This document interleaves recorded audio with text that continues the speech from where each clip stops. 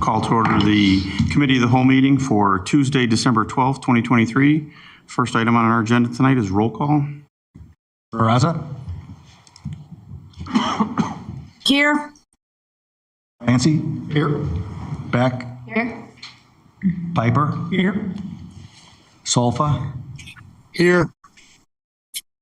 Wolf? Here. Chanzit? He will be late. Barron? Here. Lehman? Ayazi? Here. Malay? Here. Ewer? Here. Cerrone? Here. Vogelsinger? Here.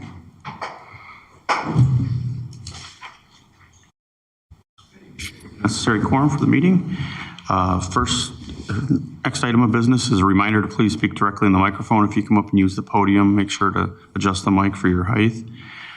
Item number 3 is items to be removed, added, or changed. Do we have anything? I'm just adding the executive session. Okay. We'll add an executive session under 13A, and that would be for litigation. Okay. And item number 4, which is matters from the public. Do we have anything from the public tonight that's not on the agenda? Okay, we'll move on to item 5 is a consent agenda. A would be ordinance 2365, amending the city code to allow for offsite document storage. B would be resolution 23138R, authorizing purchase of a John Deere 524 wheel loader from Westside Tractor Sales for $140,224.01. Item C would be resolution 23139R, authorization to purchase a 2024 Toyota model 058FBM 45T electric lift truck from Atlas Toyota Material Handling for $79,047. I'll make the motion that we send to council the consent agenda as read. Second. Motion by Wolf, second by Ewer. All those in favor? Aye. Aye. Aye. Passes. Just real quick on these, just Alan, one point on the one memo. I think it was a typo. It said total for both trucks on the wheel loader. So that should probably get corrected before the council meeting. Okay. That was just a typo. Yeah, I figured it was a typo. Get that changed. Okay. And that just so everybody make sure that you read through there that those are both, I think, under budget prices, yeah, exactly. and yes, it's a fully electric lift truck instead of gas or diesel or whatever we have now, right? Correct. Yep. Okay. And it's actually available? Well, 10 to 12 months. Right. As long as we get it next year, that's good. I'm glad to see that. Okay, then we'll move on to item number 6, which is the fire department strategic plan.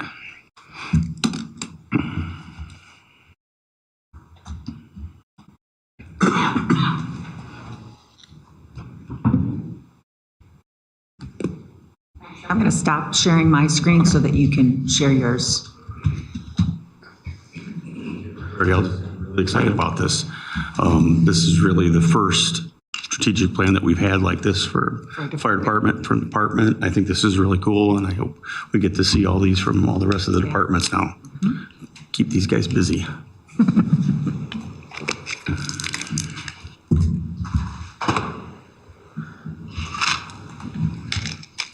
Alrighty. So I just want to start off by saying that this has been a incredibly collaborative effort across the entire fire department. As you'll see behind me, we've got a great group of folks here who have been on our strategic planning committee since the start.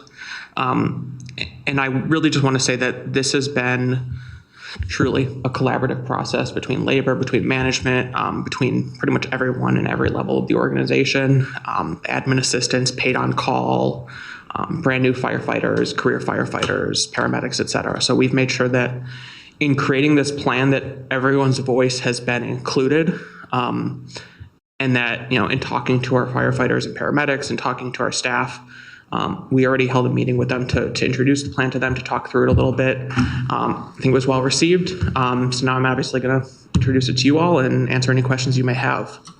So our strategic planning committee consisted of Chief Hansen, Deputy Chief Lucas, Battalion Chief Sawinski, Lieutenant Stevens, firefighter paramedics McDonald, DeNicola, Heisler, and then paid on-call supervisor Spencer, and then Laura was also involved in this process. So a little bit about how we got to this end product. First things first is we held shift meetings with every single shift within the fire department to understand some of the issues that they've identified either within their own shift or within the whole department as a whole. Prior to this shift meeting, we distributed a survey to all of our members, and I think we got 35-something responses, which we felt was pretty good. And that helped identify some of the main issues that we would be trying to solve and address within this plan. So from there, we took the feedback that we received and that guided our actions that we're going to be taking within the plan. That basically everything you see in here is designed to get at a specific problem that was identified by our team. From there, we went back to staff and continued to make sure that the ideas we were presenting and the measures we were including aligned with where they think the department needs to go and where we all want to take the department. We created our logic models that show how we took our resources, starting with the budgets that you give us, the resources, the equipment that you give us, and how we turn those into outcomes for our citizens and our residents. And then the ultimate goal of any strategic plan, and especially the way we've designed this plan, is it's not just a plan. It's a way of doing things. It's a plan that leaves everyone in the department and everyone in the city knowing their role in making these outcomes happen. It also allows us to hold each other accountable, who's doing what, when they're supposed to have it done by. And that's how we got from really the start of just asking, how can we make this place better, to ultimately this. That's kind of the whole process at the high level. So as a bit of background, I'm not going to touch on every single thing within this plan. I sent it to you earlier, I think last week. If you have any questions, you can obviously ask them today or follow up via email or anything like that. Like I said, this was a collaborative effort between pretty much everyone in the fire department, and I think that's something that we're all really proud of in developing this plan. So a couple of issues that we talked about and that we heard from our staff was really needing to be more proactive in how we do things, thinking ahead, thinking forward, what trends, what issues are on the horizon or are already here that we need to catch up on. So that's one thing. Second is, how do our budgets connect to our mission and vision, and how do they contribute to our outcomes, making those alignments really clear. Three, and we know this based on the citywide staff survey as well, is that expanding and better use of technology and access to technology within the department, more opportunities for advancement and leadership, improving clarity into the decision-making process and improving information sharing across the department, and also from the fire department to other city departments and other city departments to the fire department. So improving that. And then improving accountability at all levels of the organization. A mutual accountability system where everyone holds each other accountable to high standards is really what we're trying to achieve and accomplish with this plan. So some of the things that are designed, let me minimize this so I can see them all. I'm going to walk you through basically some of the items within the plan that are designed to address specific issues. So one issue we found is really being proactive in how we're approaching the fire department and how we're approaching our future issues. So there's an increased emphasis throughout the plan on interdepartmental training, more training between the fire department and police department, police department, and public works departments, our fire department with neighboring fire departments. Those are all things you'll find in the plan. There's also a greater emphasis on having the fire department really be a core part of all of the city's activities, and understanding that what we do as a city impacts the fire department and what the fire department does impacts the city, and that we are needing to be on one kind of cohesive team. Another thing you'll see in there is an EMS equipment replacement schedule, making sure that any equipment we have on our ambulances are being replenished regularly, that everything's up to date, and that we're not having things break down potentially. Another thing you'll find within the plan is a real strong commitment to enhanced and formalized community risk reduction programs, both citywide, but especially at our senior facilities. We know that we have a number of senior facilities, and that number continues to grow. They also probably make up a significant portion of our calls and what we have to deal with regard to the ambulance service. So continuing to reduce the need to go to facilities, improve safety, improve conditions is another thing you'll find in here. Looking at our facility conditions, our fire stations are not old by any means, but they're getting to that age where we need to some things start to break down a little. So we're going to be ahead of that and make sure that as things come up for repair and as we know things might be reaching the end of life potentially, that we're ahead of those and getting ahead of that. Another thing that you will have seen in the citywide plan that the fire department plan also touches on is a software evaluation, looking at what software we're using, opportunities for consolidation, anything that maybe isn't well received or well used, and what opportunities exist to make those all talk to each other and work together. Another thing you'll see in here is a cost benefit of in-housing ambulances. That's an issue that we talked about, is something that we know is on the radar long term, and it's something that simply doing the cost benefit of understanding if we chose to go down this path, what are the costs of doing that? What are the benefits of doing that? It's not saying we are or aren't, it's just doing the research and understanding what that may need to look like in the future, or hopefully it doesn't get to that point, but whatever it looks like long term, we want to be prepared and ready for that. That's one of the things within this plan that you'll see is being proactive and making sure that changes that may be in the horizon are prepared for and addressed. Similarly, reviewing retirement eligibilities for proactive backfilling. We know we have a number of staff coming up on retirement eligibility, and that one of the things we would like to do is, as those folks are retiring, we're bringing someone in ahead of time and sort of building a mentorship relationship as one person's leaving and another person's coming in, making sure that we don't have gaps in employment and gaps in staffing when someone leaves and the time someone has to come in. Another thing that we'll be hopefully researching is what it would take to build our own training facility and what that consists of. In talking to our firefighters and talking to our staff, it is getting increasingly difficult to get into other training facilities, and the logistics of doing so are getting increasingly difficult. You have to take a rig out of service essentially to send them off to another site, which means you can't have them responding to calls in Batavia if they're out in another city. So these are things that we want to look into and see what that takes, as we're going down the line, as we're considering a new police station, just getting that thought going and understanding that if council does decide to go down that route, here's some of the things that it'll take, and get that planted in your heads early. And then another thing is the fire department has a number of committees that can be quite powerful in terms of how they're used.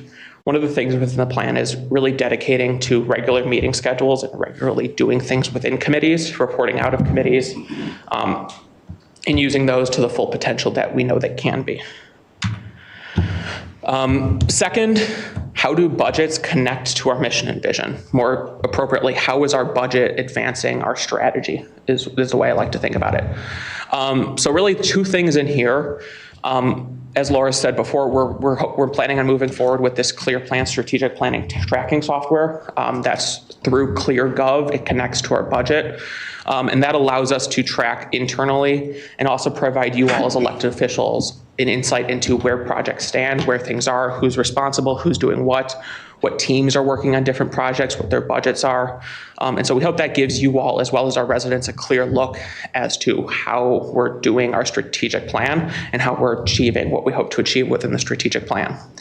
And then in the future, we would have liked to do this with this budget. Things didn't necessarily work out as well as we would have hoped with timing.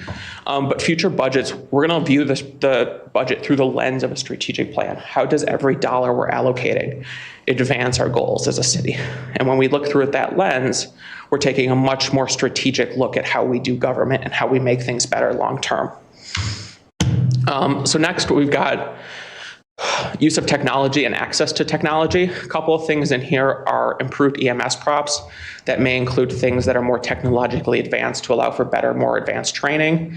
We're going to be measuring and hoping to improve the onboarding process. That's really going to consist of finding out how it's going, using Qualtrics and measuring it, then making changes to that based on what we've identified as ways to improve it. A maintenance record system is something that we consider just so we're making sure that when we do maintenance on our vehicles that we're keeping up to date and making that an electronic process as opposed to, I think it's more paper right now. Am I correct in saying that? Anyways, yeah, so It's a process that could be improved, to say the least. Same with work order processes, how we get our vehicles, stuff at the station fixed, anything that may need to be fixed, just improving that process. I've already mentioned the citywide application audit, which is designed to really understand all of the different application systems we're using and opportunities for consolidation and streamlining those. We also place a priority in ensuring that there's sufficient access to technology. That was one of the things that was brought up by our staff, is that there isn't enough technology to facilitate them doing their jobs to the fullest potential. So we want to make sure we get them that so they can do what they need to do each and every day. Also, one of the things that we heard of was we had started doing video briefings for our staff on a weekly basis. That was well received. We're going to make sure we get the software to actually start doing those again. So I'm sure that'll be in the works rather soon. And then lastly, a recognition portal. We know our folks do so much tremendous work every single day, and too much of that goes unnoticed. Not just externally, but also internally, making sure that when we do things the right way, the way we're supposed to be doing them, that we give people a pat on the back as positive reinforcement. We talk about our shortcomings, and we talk about where we're doing very well. And that kind of focuses in on just recognizing our staff for doing all the great work they do. Next, we got opportunities for advancement and leadership. There's a couple of things in here that I think we're really excited about. One is the reinstatement of liaison officers between our fire and police departments, making sure that there's frontline level staff who serve as liaisons to make sure that coordination happens, any issues are brought up, anything that involves the two departments. They're often responding to calls at the same time. Just improving that coordination is something that we think will help tremendously. Another thing we're considering is potentially moving toward accreditation process. A number of fire departments have been accredited.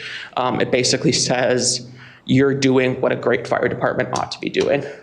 And so that's something that we know we have some staff on board who are interested in sort of taking that on and being a part of that. So it's something we're going to look into, and we'll obviously keep you apprised as anything moves forward on that, what it takes, what it costs, anything like that. Already mentioned training facility, just getting an understanding of what that may even take or consider. We also interestingly heard from our staff that they want a more concrete and sort of goal-oriented performance evaluation process. And that really ties into what we're doing with LMI, is setting goals for ourselves and for our city, and then making sure that we're doing things that advance those goals. So this is designed to be, each person within our department is setting a yearly goal for themselves. Is it a promotion? Is it more training? Is it a certification? What does that look like for each person? And then we set a goal for them. Their supervisor sets a goal to help them get to where they want to be. And then we're constantly improving, and we're having those conversations of, did you reach your goals? Did I do what I needed to do to get you to your goal? And really looking through it that way, with a goal of eventually expanding that out citywide to all staff. Making sure that we, as we develop succession plans, and as folks may be interested in moving up and being promoted and taking on more responsibility, that it is clear very early on in someone's career what it takes to get to a certain position, what education, what training, what certifications, what experiences, so that when 10, 15, 20 years down the line, they're looking to get promoted, they will have known what they needed to do ahead of time, and it's not a scramble. And it also allows us to proactively see who might be great for those positions as they come up. Another thing is the National Fire Academy. I believe it's in Washington. Is that correct? Yeah. So Maryland, you said? Close enough. So the National Fire Academy is an intensive leadership and training development course that has received very good reviews. It further expands our desire to give our staff leadership and development opportunities to learn from others, to bring stuff back to the department and bring improvements back to us. Already mentioned some recognition improvements, succession planning, cross-training, so that as folks leave, that we make sure we have every job duty covered within the department. Making sure that we're promoting our education reimbursement program, so folks who are interested in going to get additional qualifications, degrees, et cetera, know that that exists. And then lunch and learns, both citywide, but also within the fire department, about specific issues they may be having, or specific concepts that apply to them, things like retirement, pension, et cetera. Maybe that is a little different than everyone else, but still is important for them to know. Clarity into decision-making process and sharing of information. Clear plans is one thing that we do think will improve. It helps close the loop. A weekly internal update and annual report to you all, as well to our residents and everyone, basically understanding here's what we do on a weekly basis, and then here's what we did over the full year. We know the police department does one. We want to do one for the fire department as well. And a comprehensive communications improvement plan. This is really just taking all the ideas that came up on how to improve communications with the department and rolling them up into a plan that they're going to work on and implement in terms of how we communicate, what channels, what methods, what style of communication, all of that. Another thing is within the standard operating guidelines, when there's a large policy change, we write it in that there's a specific process we go through that ensures that folks are getting involved, that we're centering our action around an outcome. What is the outcome we're trying to achieve with this policy change?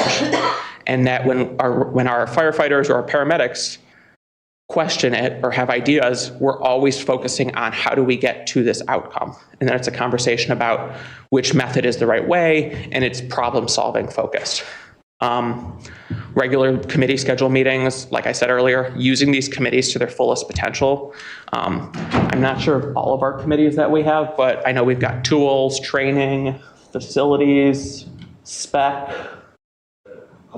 public education. So basically any component that happens at the fire department has a committee involved in it, and using those to do the work, to do the planning, to take on the responsibility of making sure that each activity within the scope of a committee gets done. Just the way we say it with employee check-ins is formally informal times to chat, to learn, to talk about issues that we may be having, and really just make sure that folks know that, yes, there's a chain of command for some issues, but it's also okay that chiefs and deputy chiefs will have time set aside to talk about anything that's bothering them or that they want to talk about or bring up, whether it be something regarding mental health, whether it be something like a plan or some sort of research they did. Just giving them opportunities on issues that don't necessarily involve the chain of command, but still are issues that folks want to talk about or bring up. And then, like I said earlier, a greater clarity about what types of issues are best dealt through the chain of command and which ones are something that you can go kind of directly to leadership about and go through those. And then lastly, I'll touch about accountability. This whole thing is designed to do that. The whole plan is designed to hold us all accountable to getting done what we want to get done. When we state goals, include measures and assign responsibility, that has a way of holding us all accountable because there's data to it. It shows how much or how not much we're doing towards something. Through goal-based evaluations, we're setting goals for both ourselves and our supervisors to achieve those stated goals that we have. Through clear plans, every member is going to be able to see status updates, team members, and project plans. So something in there might be a high-level item that you see in the plan, but there's going to be multiple lower-level components to get that done. That's all going to be within clear plans, and you will likely have access to seeing all those individual components and being able to see where plans are at, where projects are at, et cetera. And then we're going to use this plan to hold each other accountable to the mission and vision of the organization. Folks should feel comfortable knowing what's in the plan and making sure that the values and the ideas and the way the plan is designed to move the department forward, that's the standard we're hoping to set with our staff and with our leadership, is that we're going to have mutual accountability, we're going to support each other, and we're going to get a lot of things done. And so that's a high-level overview of the fire department strategic plan. It very much follows the same style of the citywide strategic plan that we'll be having another conversation around in a couple weeks. But like I said, it's been a very collaborative effort. There's a lot of good things in here, a lot of small things, a lot of big things. But when added up together, the way I told the group is, if we do what's in here, we're going to be really proud of where we are in 3 years. And we're going to be really happy of where we've taken ourselves, what we've accomplished, and what we've done. So I'm happy to answer any questions. I've also got our wonderful committee here to answer any fire questions, since they are the experts on that, to say the least. Yeah.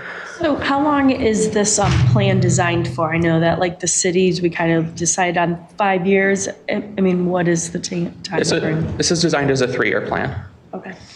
with the understanding that these plans are flexible and that we may not get to everything we want to get to, but we prioritize different things, and that we've sort of sequenced in a way that higher priority items are first and sort of prerequisite things are first, and then stuff that's less time sensitive is later on in the plan. If I could add to that answer as well. In the ideal situation, there would be a city strategic plan in place that then the department plans would dovetail down from that. And so having this be a shorter period of time would allow their next plan to be looking to the city of Batavia's plan. And we'll try to get into that cadence in the future. But these do still cascade in that same way. When you read the citywide strategic plan, there's a number of things that are also in here and vice versa. So for example, like the application audit, that's both a citywide strategic plan and the fire department strategic plan. They're not going to be two separate projects. It's just including it in both places so that we understand there's both a citywide component, but also a fire department component to that. A couple comments and a couple questions. I looked through this and not with a fine tooth comb, but fairly closely. I like it. Very comprehensive plan. It's a great roadmap. So I commend you on that. I did notice as I was going through this, it's no secret here that I have concerns about the outsourcing of our medics. Not one mention in the whole plan of Tri-City Ambulance or PSI.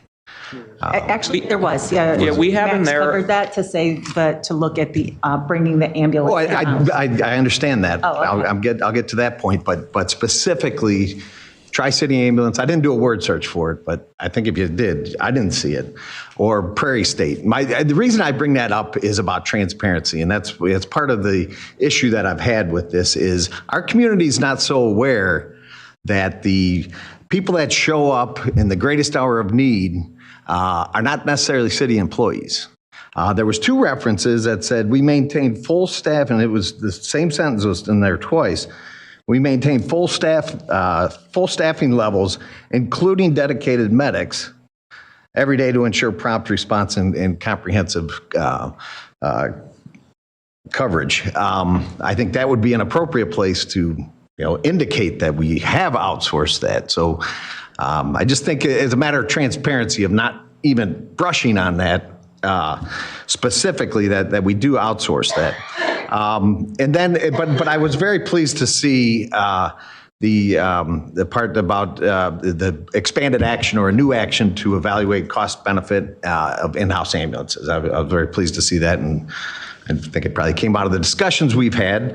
So thank you for including that. A couple of questions I have on that, and I think I might know the answer. On the table on page 34, you have where that item is listed, the impact is high, resources required high, but it's that the measurement would be cost benefit is evaluated, and then the goal measure completed. Is that meaning that will be the indication that the goal has been met when that evaluation is completed? So that would be, so there are things like this that are obviously multi-staged. The immediate goal for this plan is to do the cost benefit analysis and present that to you all as a council.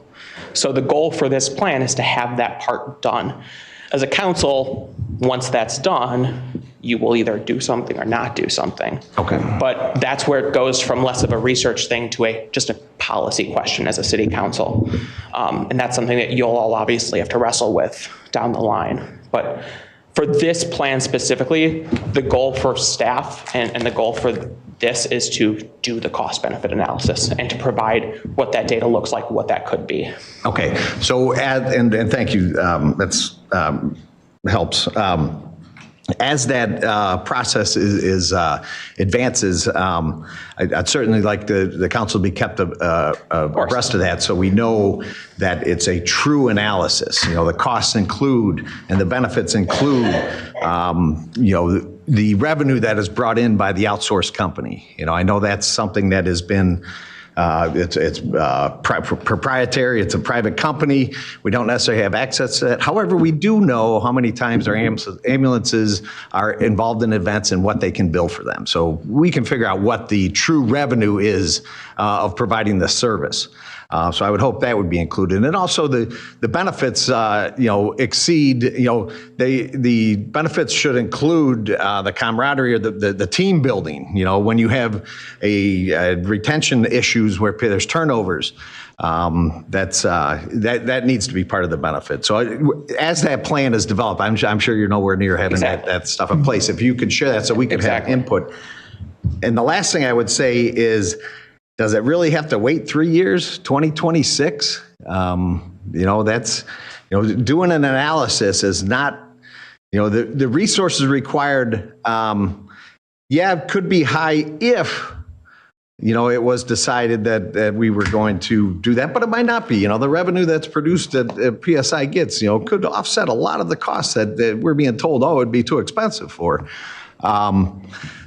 Do we need to wait that long? Is the plan, the evaluation of high resource required?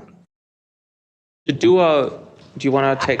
I'll take that because it's not something that we feel that we have the internal expertise to accomplish that. And so similar to other things that are in the city strategic plan, we don't have any budgeted funds to do that with. And so the very first thing that we need to do is to come back with a plan for how the evaluation could be done, and then to probably locate a firm with an expertise in that, have them come back with a proposal, and then the project would begin from there. So it doesn't have to take 3 years, but it depends what resources are needed and the approvals. So it could possibly get done sooner than 3 years. I would hope it would be sooner than 3 years, because I think this is an issue that, we've seen big concerns this year when we received notice from the firefighters that there was unmanned ambulances and they weren't allowed to man them. That's a big concern to me. And then just, last week we exempted ourselves, our employees from the, all workers, the Paid Leave for All Workers Act. But the PSI employees are not exempt from that. The very concern that we had, that can be a concern for our ambulances, that they could all take off on the same day or week, and they could not be refused that by law. So I think it's a more urgent matter and needs to be looked at sooner than later. So. Yeah, ultimately, as with everything, let us know as a city council if there is consensus on something, and we can obviously these are designed to be incredibly flexible plans. You are in charge. We will do what you prioritize for us, obviously. We're also going to be honest about the resources that it's going to take to do things. Another thing that you will see within this, and to some of your points earlier about what gets included, that's what Clear Plans is for. It's designed to be the cost benefit analysis is the high level. Within that, we look at this, we do this, we get this data, we send out an RFP for this, and there's all those smaller components that at the highest level isn't as important, but they go in there and you'll still be able to see that who's doing what. So that it's designed to get exactly to that point. So you have transparency into where things stand. You'll see, is this started, not started, on track, off track, any data that's associated with it. We're really excited about this. And I can appreciate that. It is a roadmap, and I do think it's a good roadmap. Don't get me wrong, but you guys know my thoughts on that. So. Valid point. Thank you. This training facility, since it sounds like there's a shortage of those in the area, would we presumably also rent that out to other municipalities to kind of recoup the cost on that a bit as well? That's something that very preliminary was a potential benefit of doing so. Okay. It's way down the line. Understandable.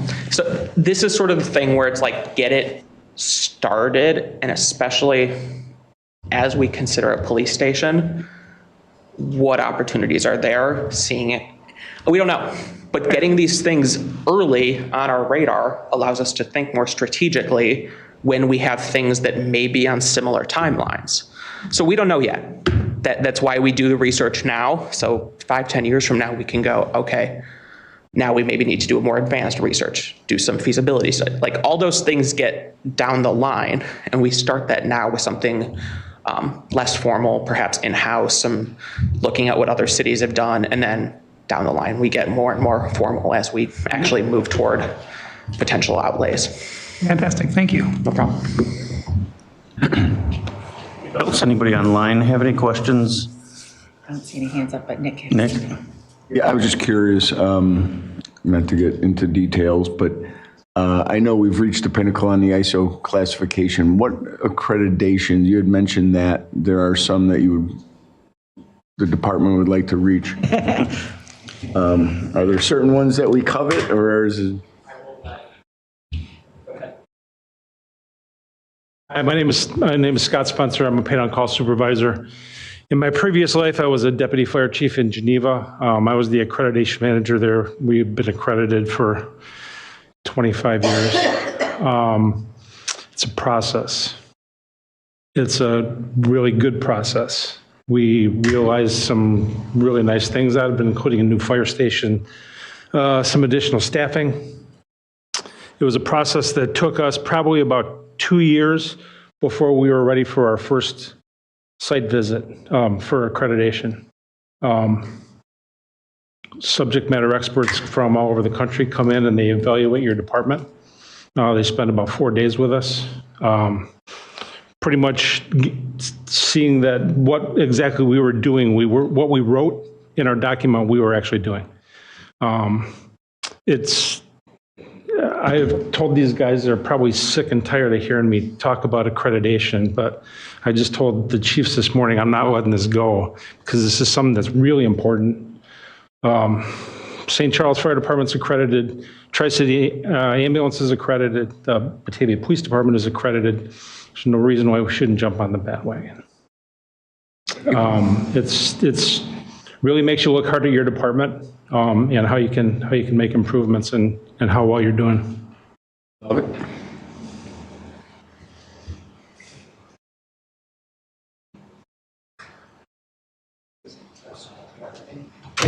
I will say, like, it has been a tremendous process working with the fire department. They have pulled many a joke on me. They like to joke as well. No, but it's been a tremendous experience.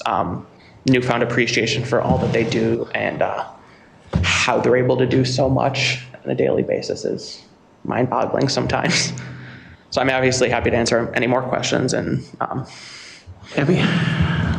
Two kind of related. I wanted the opportunity from anybody else on the committee if you had any comments or specific passions like Mr. Spencer does. And then also from your perspective, how do we best support you moving forward in this plan?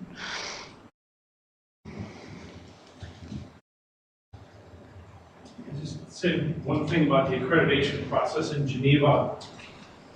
We made several presentations to our council, and we would not move forward without 100% buy-in from the council and from senior city staff. That's because otherwise it really doesn't do us any good. And then when we come with budget needs and such as that, you guys are like, oh yeah, we're all in on this process. We're here to give you a hand with that. So that's one thing that we're absolutely going to need if we go on with the accreditation process. 100% buy-in from you all.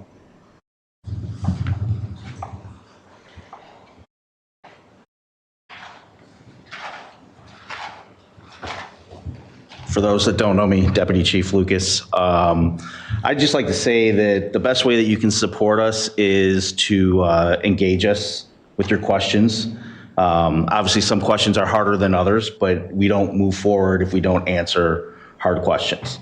I'd like to say that the committee, as well as the department, as Max alluded to, really drove home this plan and took ownership of it. This is not an administration push down plan. The committee had members at every level of the department that we have, and they were actively engaged. And they took that to the shifts and to the paid on call and engaged them, and then came back to those meetings to discuss that plan. So everyone within the departments had the opportunity to give their input and buy into the plan. And I think that's something you don't see all the time in every department throughout government, and certainly in the private sector. So kudos to all of them for the time and stuff that they spend in it, and to Max for helping facilitate that. And I do think that if we start on the path of some of these initiatives and stuff, that you'll see some improvements in some of the survey data and stuff that was initially presented. And we're a great department, and we can be greater as we move forward through it. So like I said, engaging us and answering those questions for you, and just having that dialogue, I think, is probably the most important step for us to move forward on it. Thank you.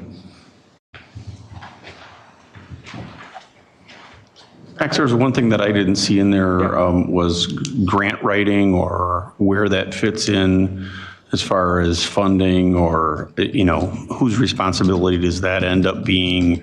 Where does that fit into this? Because I think that that's something that historically we've had quite a few big purchases that have been helped with, and I don't know how we address that going forward.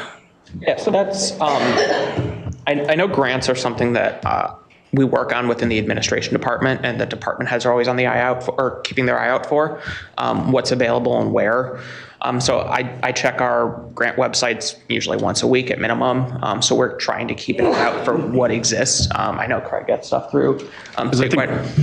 Everything else in this plan kind of focuses towards moving forward, and all those things that happen, whether it's accreditation or ISO rating or whatever we have, those are all things that we can use that may enable us to be eligible for those grants, or any kind of program that's out there at any point in time, that that's something that can benefit the department, make other things available to them if we have less pressure on the budget, because that'll be something that we're going to deal with every year. Especially looking at the prices of what a new fire engine costs, or what anything costs. I think that's something that we have to be aware of, and we have to figure out how we get that money as a city, so that our departments can get everything that they need to do the job they have to do. As a matter of fact, the department is developing internal expertise in grant writing. I know that Brian DiNicola recently took a course in grant writing, and that would be a big benefit to the department. And I think that that's important, that we not only just in this instance, but in every department, start to look for stuff like that, that how can we use how good our departments are, how, great records that they have, how we can use that to be able to help fund some of this. A lot of this also goes to, most grant applications nowadays are asking for a lot of data to back up what you're asking for. The data we're going to be collecting and formalizing as part of this plan, documenting in ClearGov, allows us to make significantly better grant applications with more data, with more background. We connect it to a strategy in here, and it makes us a much stronger grant applicant when we're going for those, especially when we're going up against, many other fire departments who are wanting the same exact grant for obviously not enough money to do what we want to do with it. But we're constantly keeping an eye out for grants. And usually whenever we see one that we think is worthwhile to apply for, we go for it. Right, and have data already prepared, ready to go. It's much easier just to plug that in and pull it from somewhere else than have to try to generate it every time. For sure. Exactly. Go ahead, Chief. Sorry, Alan, you're absolutely right. We didn't put the funding component into this, as Laura had talked before. That's what's coming through the process, that the committees who designed this program, or this strategic action plan, which was done, and I'm very proud of them, by the members, for the members, to enhance and develop this department to better serve this community. And through that, we look to the partnership, obviously, with you, which we always have, and the rest of the departments as they build their strategic action plans to go with the city. So the funding component, obviously, is a necessary part. That's our business side of it. It's our administrative side of it. But of course, we're going to look at all those opportunities, and as Scott Spencer has said, Supervisor Spencer, that's part of that whole accreditation process and looking into how to better not just fund the department, but plan. It's really another level of strategic planning when you look at accreditation, and you get measured by your peers in other departments on how you're achieving that level. So that's even one level higher than the strategic action plan. So they've set the bar high, but not out of the realm of possibility, but for advancement and for achievement to bring this department above its excellence to a very high level and high functioning department for this community and the citizens. And we're very proud of them and their continuous work in wanting to continually strive to not just be the best, but be better than the best. So we thank you for your support and obviously for all their hard work. Like I said, I was excited about this. I think this is going to be a great thing going forward, and not just for the guys that are there now, but for employees into the future when they come into a department and they see that and they see the engagement from every level and every angle. I think that really speaks volumes about what the department's about. Absolutely, and it's a team building process. We've had our challenges over the last couple of years, but we see continuous improvement, and that's the whole purpose behind this, and working collaboratively. And I can't say enough or thank Max for being our liaison in this and also overseeing this project. Because having someone, and he learned a lot about the fire department, but actually having someone who isn't involved in the fire department and could look at it, in an open, unbiased aspect and ask the hard questions that made us rethink things and look at things and understand how many of you perceive or don't maybe understand, so we can answer those questions correctly. And we heard a lot of why, but that forced us to rethink some of our thought processes. So again, yeoman's work, can't thank Max enough. And I believe he helped us in the team building process. And a lot of credit goes to Max and obviously the committee. So thank you all for your support. A lot of hard work. Thank you. And Jen? One more question regarding this. I know that right now we don't have that visibility into seeing the updates that are being done.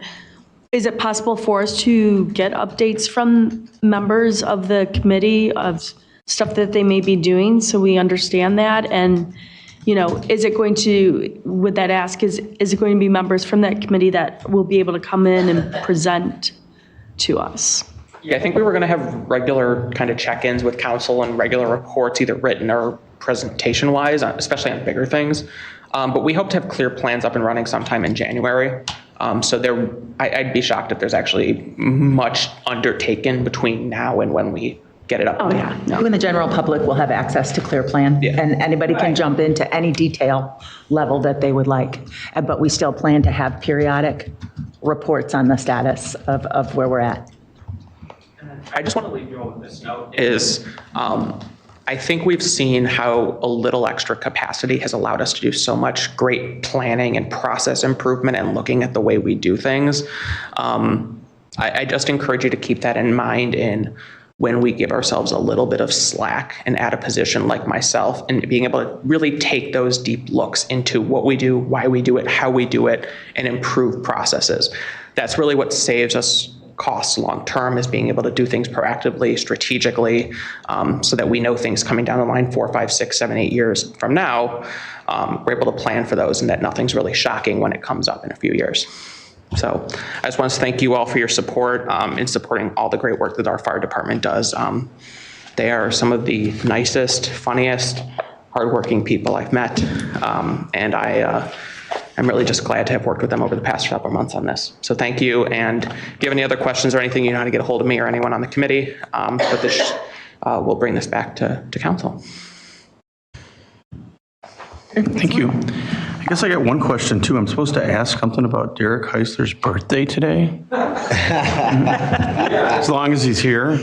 Yeah, we went and helped the Davis Money Club employees today, and everyone sang happy birthday to me, so I greatly appreciate it. Awesome. It was good too. Excellent. Well, happy birthday. Okay. That we'll move on to item 7, which is ordinance 2364, amending the liquor code for an allowance of packaged liquor sales by Class K license holder.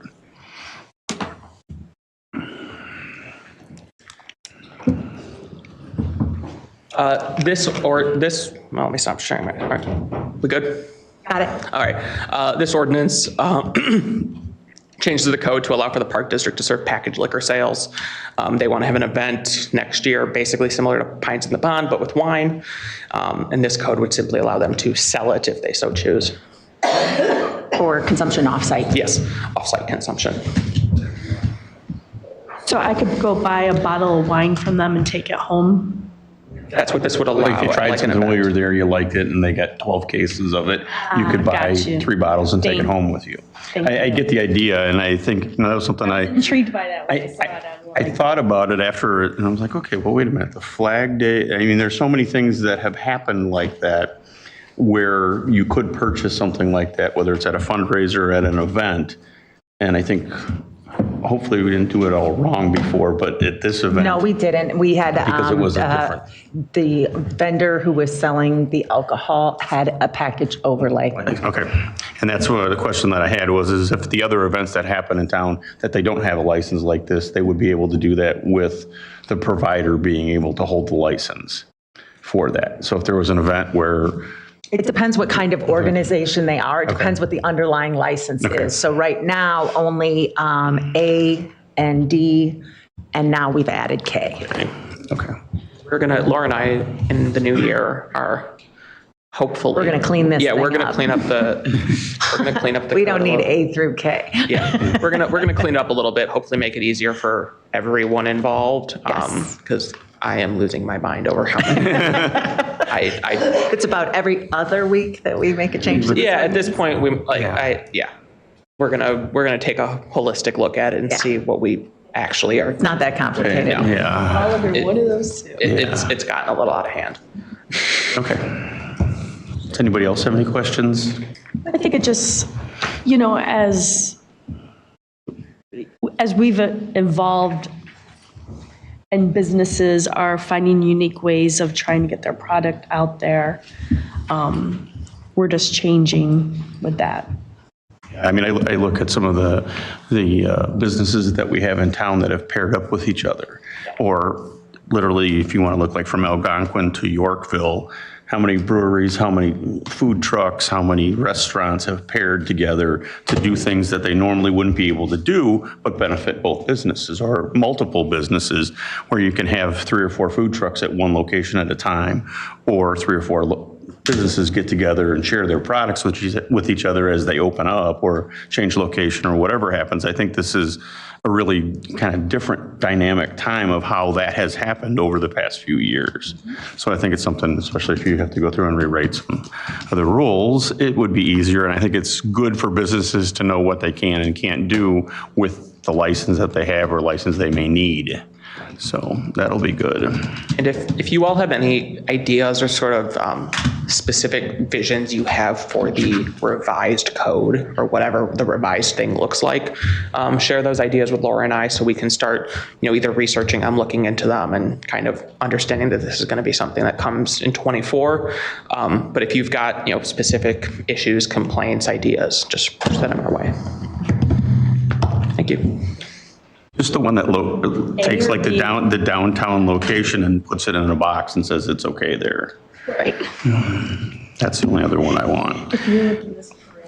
Okay, so I will make the motion that we recommend to council ordinance 2364, amending the liquor code for the allowance of packaged liquor sales by a Class K license holder.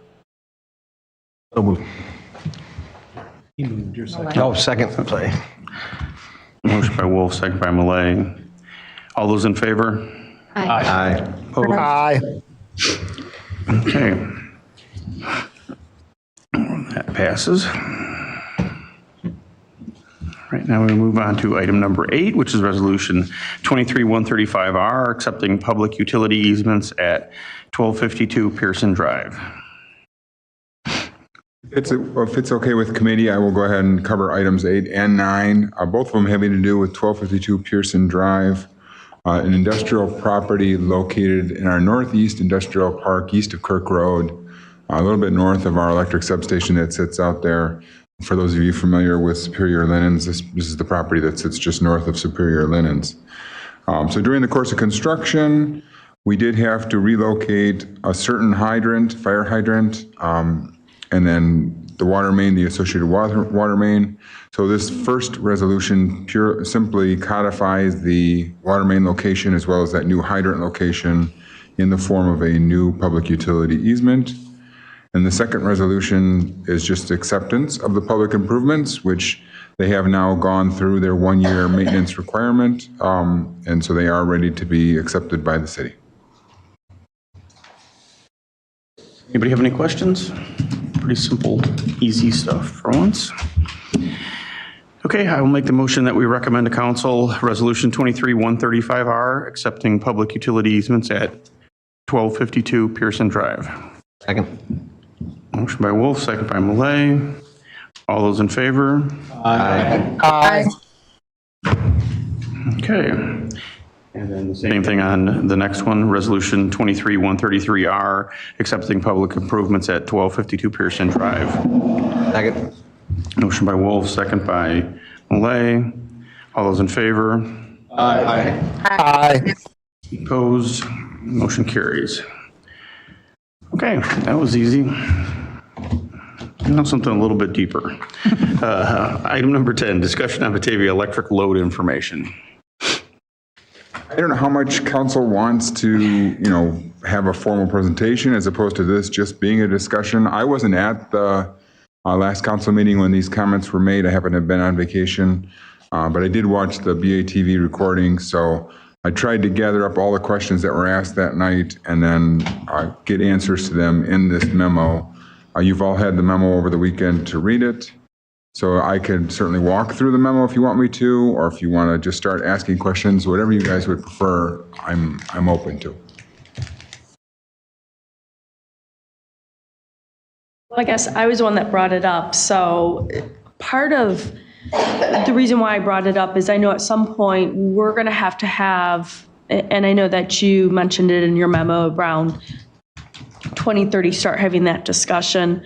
Part of me is like, I feel like we need to start putting a plan together now and kind of understanding what that may be. And definitely these graphs have been helpful and beneficial. And the commentary that you put where, our residential load is not, a huge amount. And there's many things that we have to take into consideration. But I truly feel that we need to start beginning to think of what we may need to encounter. And this isn't something that I would see being solved tonight, but we need to prepare ourselves for, where you talked about electric, we talk about everybody switching over to electric, and there's, as you said, there's like 8 or 10 households to a circuit. A lot of families I'm speaking to, they're making this switch. And so I don't want to be caught off guard, waiting until 2030 to be like, oh shoot, we have a lot more people that are switching over and kind of preparing for that. And I don't know everything that goes involved with that or the cost involved with that, but I don't know if maybe now is the time that we start planning and saving for it. Like, do we do the very lowest amount of saying we're putting this in? And then we also talk about programs to help people.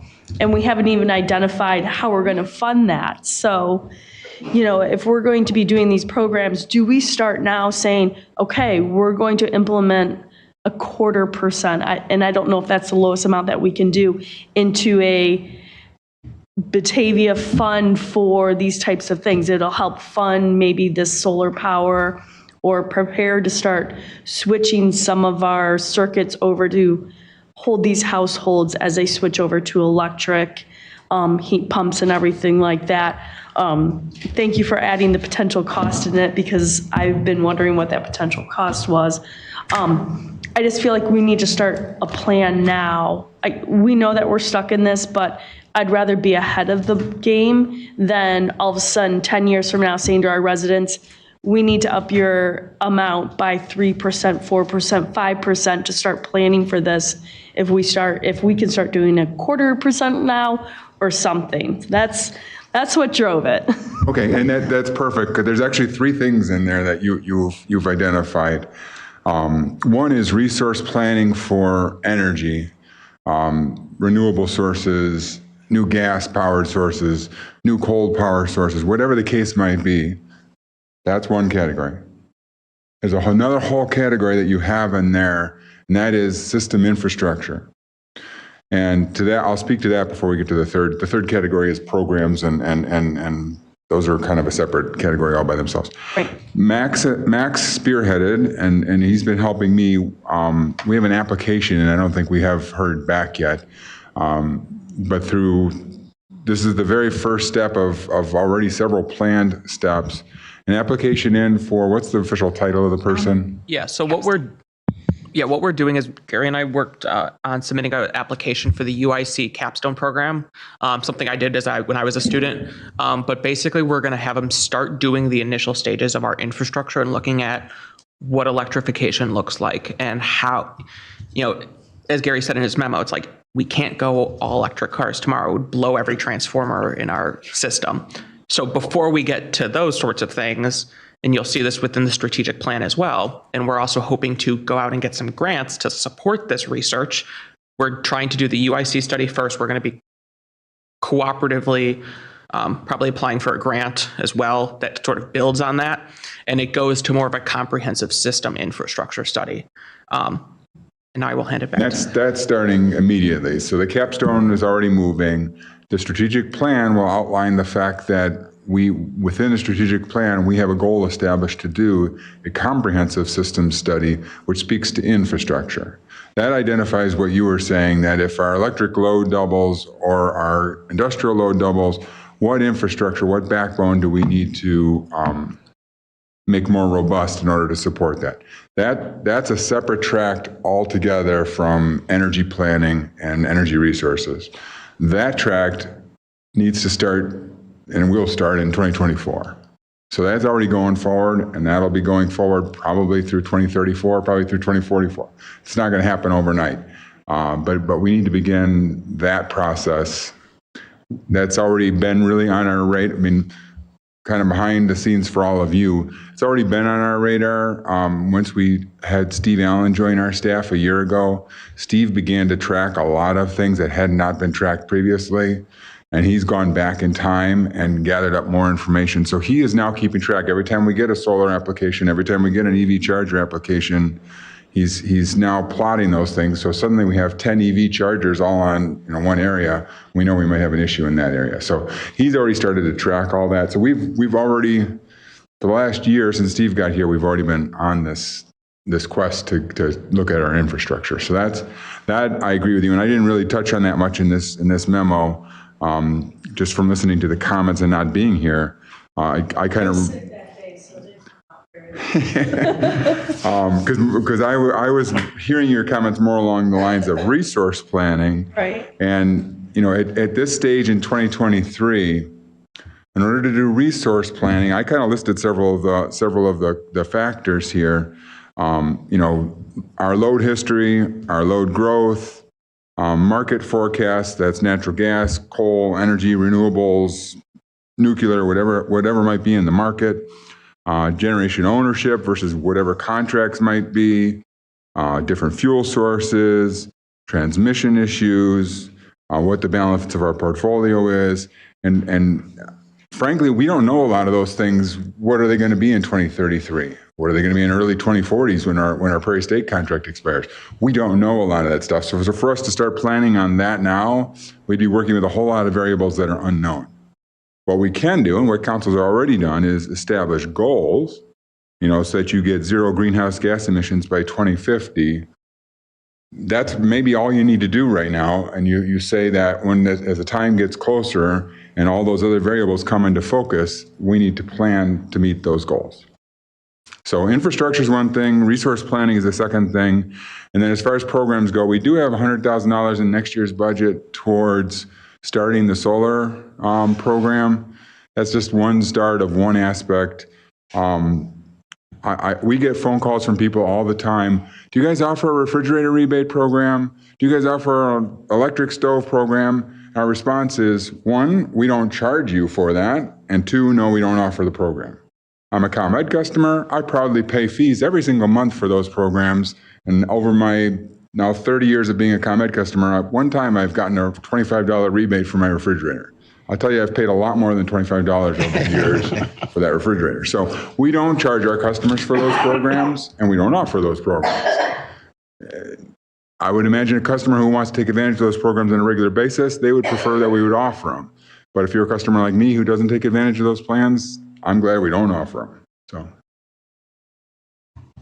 Yeah, I guess one of the things that I thought about was, exactly the how do we track, or how do we start to prepare for, okay, when we hit, 10 car chargers at 40 amps apiece on one circuit, when do we make that decision that that circuit has to be upgraded? When do we know that we have to have another transformer? I mean, I start thinking about, okay, if it's a neighborhood and it's 168 new houses that are out there and they all have 100 amp service, or they all have 200 amp service. 200 nowadays. Yeah. How much of that has to be dedicated, or you have to think about dedicating to the car charger, to a solar hookup, or whatever happens to be in that neighborhood, so that way, when that is the eventuality that it becomes, how do you handle that? Where does that have to be put into your rate structure, your plans for when you have to replace transformers, when you're going to have to replace underground lines,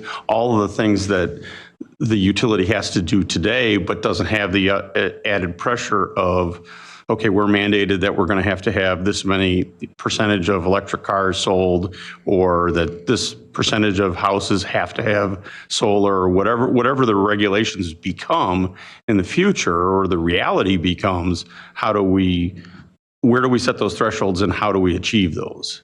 That's the process I spoke of. That's probably not going to happen overnight. It's going to be probably over the course of several decades.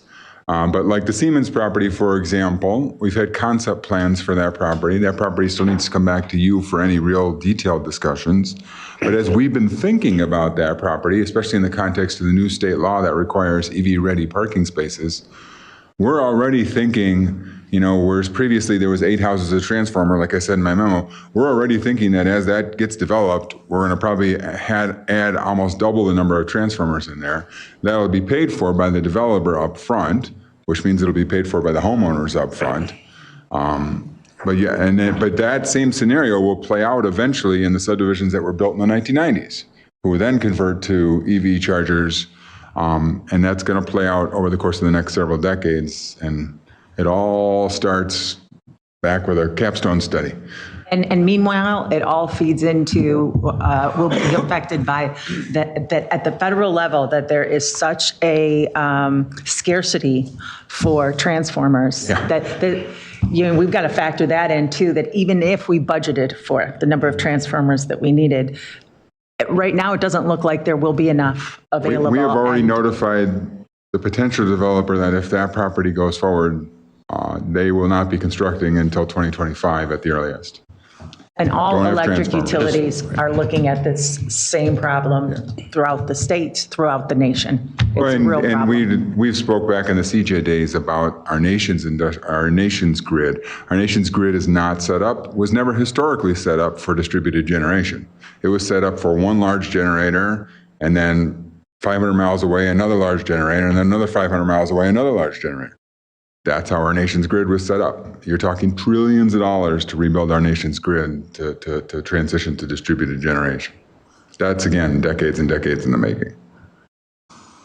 I know that our budget is really, set up as we've talked about maintaining our current electrical grid and knowing that there are these additional transformers that need to be. For me, I'm like, I want to make sure that we're set up to where not only can we maintain it, but if we know that a certain area has a large number of solar that we can increase, we have those funds there to where you're not like, well, what do we do?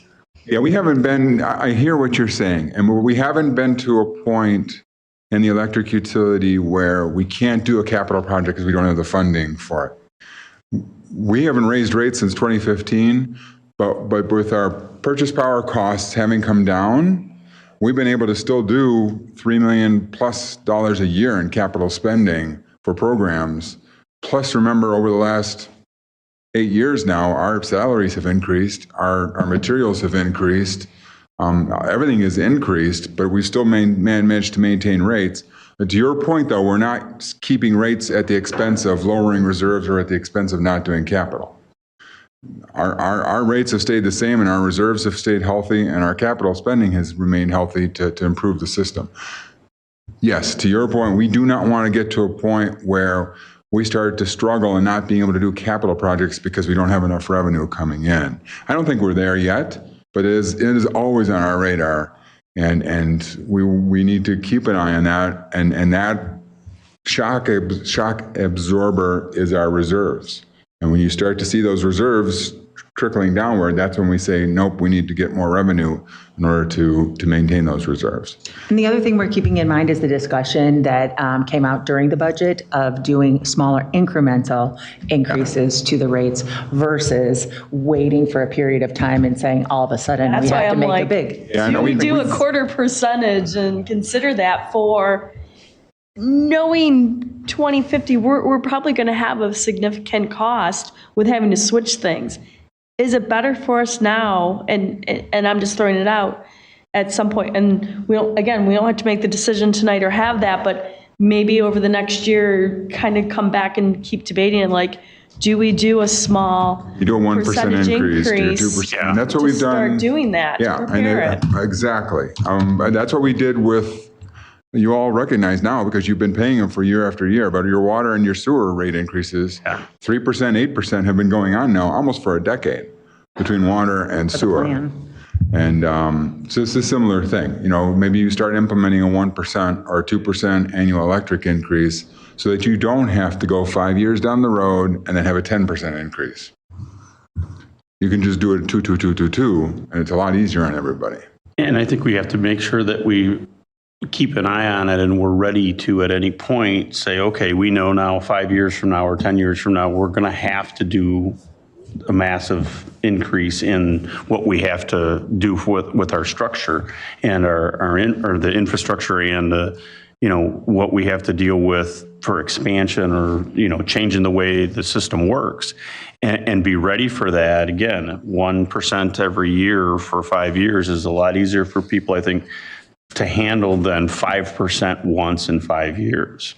That becomes a difference, especially when we don't know what the prices of electric are going to be at that point, what the market is going to be and what our costs are going to be. And then when we shut the plant down, that's going to have a cost to it. And when we switch over to whether it's market-based contracts every year or every day or whatever they end up being, it might be a completely different world then. So I think we have to be ready and be looking at it on a constant basis until we get to that point. And the strategic plan, which would include that system study, that's going to say, okay, you've got 5 years remaining life on this, you got 10 years remaining life on that. I use the analogy of the water system study that we did back in 2015, 2016, and that really outlaid 10 to 15 years of capital for the water that we've been following. I mean, we just finished the water treatment plant upgrades, which were identified back in 2016. And we started, rate increases for those way back then. That's the same thing you're talking about, is have a system study in place that identifies future projects that we can then build a rate structure to support. Peggy and I talk about electric rates at least a couple times every year, about whether we need to right now be raising them or not. It's certainly on our radar. We don't want to raise them if we don't have to, obviously.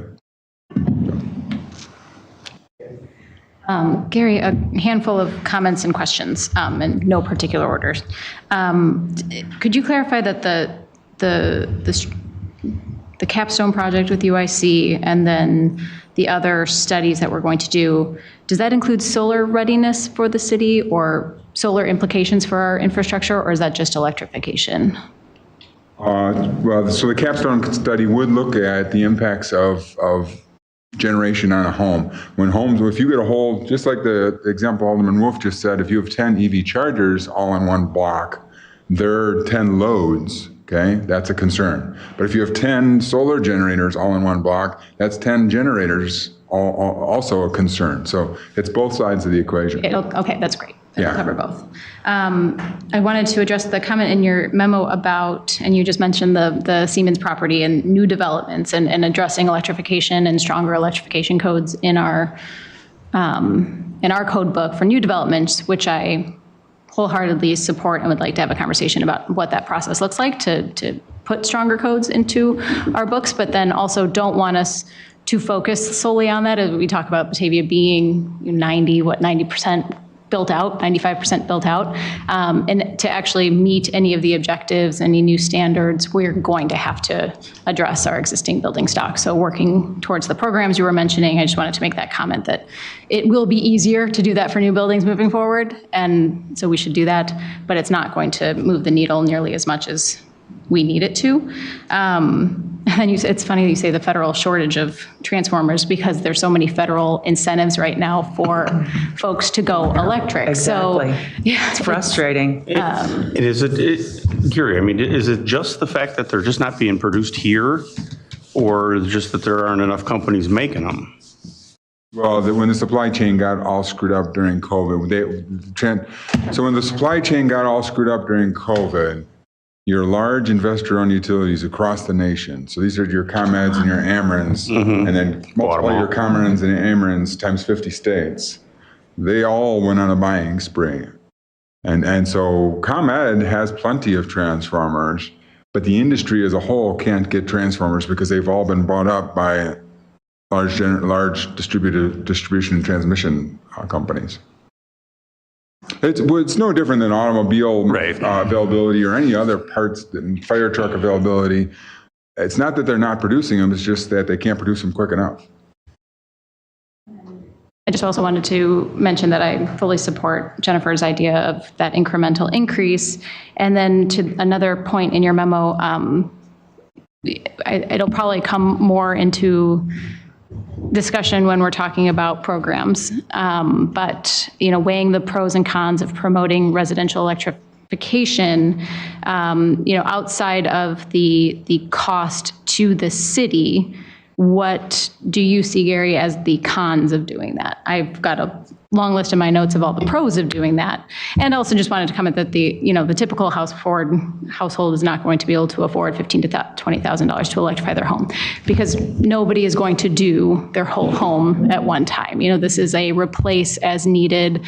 My dryer went out, I'm going to replace it with an electric one. When my furnace goes out, I'm going to replace it with a heat pump, understanding that each one of those might have a little bit of an incremental increase over the standard model, but that's where some of the incentives come in, the state and federal incentives come in to try and equalize that, to do the right thing and move towards what we need to do. So anyway, then I'll go back to my question of, other than the cost to the city that we're studying and we know we're going to have to do eventually because this is the way that the world is moving, other than that cost, what do you see as the cons to electrification?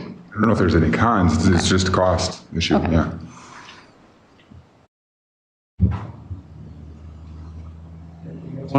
Yeah, I was just going to say, I definitely agree if we go that route to go incremental increases. I think the key to that is transparency and actually kind of marketing that to a sense, just in terms of, hey, we're going to start taking your money and here's what we're going to do with it. Hey, we're being good stewards of the money. This is thought out. I think that goes over, I don't mind. I wouldn't mind as a constituent, like, okay, that's where our money's going. I'm okay with that, rather than, the 5-6% increase in 1 year. Like, oh, nice planning, council, or whatever, right? That's the thought. So I think that's something we market, the fact that we're having the conversation, and thank you for bringing it up, because that's the type of foresight that I think, our constituents want. So, yeah. Mark? One of the things we really need to keep in mind too is we keep on talking about electrification and trying to get rid of some of the greenhouse gases, but the number one cost of your electric and gas is heating and cooling your home. And the best way to reduce that and actually avoid having to have more electricity and gas is if people better insulate their homes. To electrify everything, I think the figure is we'd have to have 7 times the electrical generation that we have right now. So that's an impossible or improbable thing to get to, because that goes to the trillions of dollars that need to be spent. So we need to find a way to encourage people to use less electricity by retrofitting their homes. I mean, it's going to make a much bigger difference than trying to get everybody to go electric, because it's going to be very hard. And ComEd did not have transformers. My friend's house was delayed by 6 months because ComEd didn't have a transformer. It was built and it was ready to move into, and he couldn't move into it because it was still running off a generator. So it's a real thing. Industry problem. Since 2012, if not sooner, not earlier. It's always been a problem for the city of Batavia since I've been here, certainly since, again, 2012. Utilities traditionally promote conservation because they don't want to have to purchase more generation. And by promoting conservation, it helps customers because customers conserve, they lower their energy bills.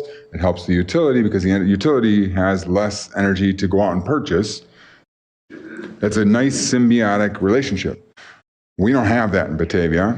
That's the problem, and it's always been a challenge for our town. But what you speak of is what really the next generation needs to be thinking about. Insulate your homes, get energy efficient electric appliances, energy efficient appliances, so that ultimately, and I did make a reference in here to LED bulbs, we've seen it. I mean, the changeover has just naturally occurred organically. We never promoted LED bulbs, whereas many utilities were. But it's just occurred organically because you go to the Home Depot, you can't buy a light bulb anymore, an old light bulb. You can only buy LED light bulbs now. And those have just, you can see it in the numbers. I mean, they've decreased our load. Yeah, that is what we need to ultimately do. And it's always been a frustration that we can't promote that because we can't promote that. Yeah. But it's kind of, oh, sorry, go ahead. Yeah, I just want to, I agree with Mark. I had experience lately with our furnace was giving us problems. The heat exchanger went out, and so called the furnace guy, and who are friends of mine, and I got to thinking, well, the air conditioner we got's 25 years old. Let's explore a heat pump, and it's just not there yet to be in this climate. 30 degrees is what a heat pump will heat your home with at this time. However, in doing that research, we're looking into this a lot. There is stuff coming down the pike with efficiency and heat pumps that will go to -7, and that was part of the Inflation Reduction Act, was to challenge the manufacturers to come up with these more efficient heat pumps. So it's coming down, but we're not there yet. And so what my wife and I decided, well, fortunately, Carrier's on the hook to pay for a big part of the cost of the heat exchange because they went with cheap materials. But it's an older furnace. But if we were going to switch to a heat pump, we would have still had to have a gas furnace and still had to, it was not cost effective to do it at this time. So we started looking at, we have put new windows in, but insulating better, and I think people will get more bang for your buck. It won't help us selling more electricity in Batavia, but it's the right way to go, I think. I know of 4 people in Batavia that switched when their AC went out. They switched to a heat pump because it can run your home AC, and then their furnace is there for those couple days. Yeah. Less and less these years that it goes under 30 degrees. Yeah, I would have both a furnace and a heat pump, and I'm like, You could do electric baseboard too as a supplemental. I've heard of that.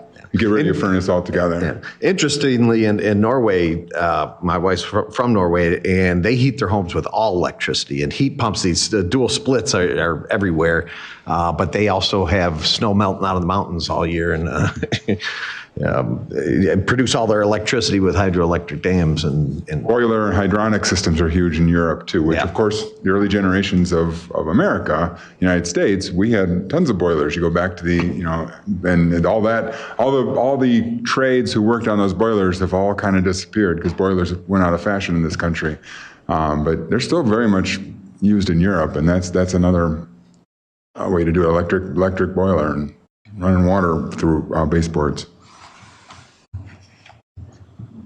Well, the math wouldn't work out as nicely, I don't think, between conservation and electrification. And, like it did with when we were looking at the number of solar customers and the number of EV customers and the kilowatt hours used, were almost a wash. Like, yeah, a lot of people went solar and we were really worried everybody's going to go solar, all of our rates are going to go up, but enough people went electric that it really canceled itself out.